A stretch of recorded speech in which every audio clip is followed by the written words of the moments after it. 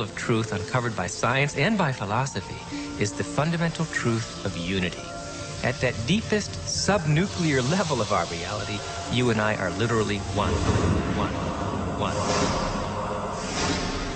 This gradually led into some notions that there was an invisible connection between everything. Physicists give this a name. They call it entanglement. As Einstein put it, he didn't believe that quantum mechanics could be true because it required that there be spooky action at a distance. That was his term.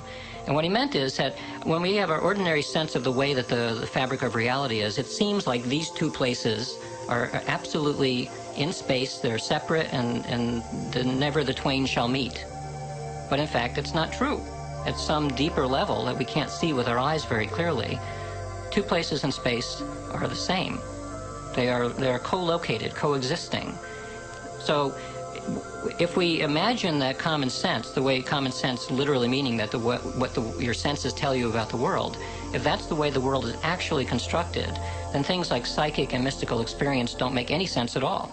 Because the whole point about psychic and mystical experience that makes them strange is the sense that there's some kind of connection between what's going on inside your head and things elsewhere in space and in time.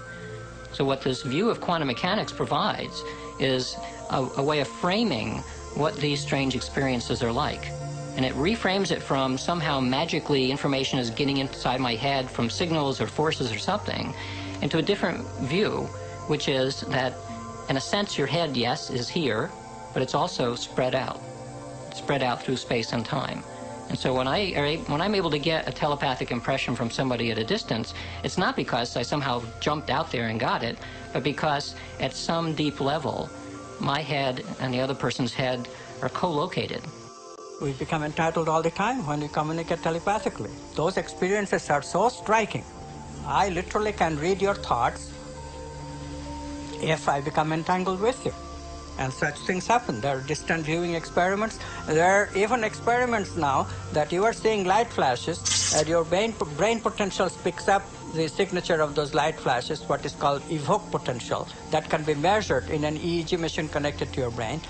And I am sitting over there, no light flashes, I cannot see you, and still my brain potentials, because I am correlated with you in terms of intention, I intend to be directly communicative with your experiences. That intention gives me the capability of simultaneously having the similar brain potential in my brain. It was first done by Jacobo Greenberg at the University of Mexico and now repeated by Peter Fenwick in London. The day should be the sunrise. It should be the beginning of great thought. I wake up in the morning and I consciously create my day the way I want it to happen. Now sometimes, because my mind is examining all the things that I need to get done, it takes me a little bit to settle down and get to the point of where I'm actually intentionally creating my day. But here's the thing, when I create my day, and out of nowhere, little things happen that are so unexplainable, I know that they are the process or the result of my creation. And the more I do that, the more I build a neural net in my brain that I accept that that's possible. It gives me the power and the incentive to do it the next day. And we all create our own realities. And we do that because we are the observer. We are each the own observer of our own reality. And each of our individual consciousnesses creates our own individual reality in the most amazing way.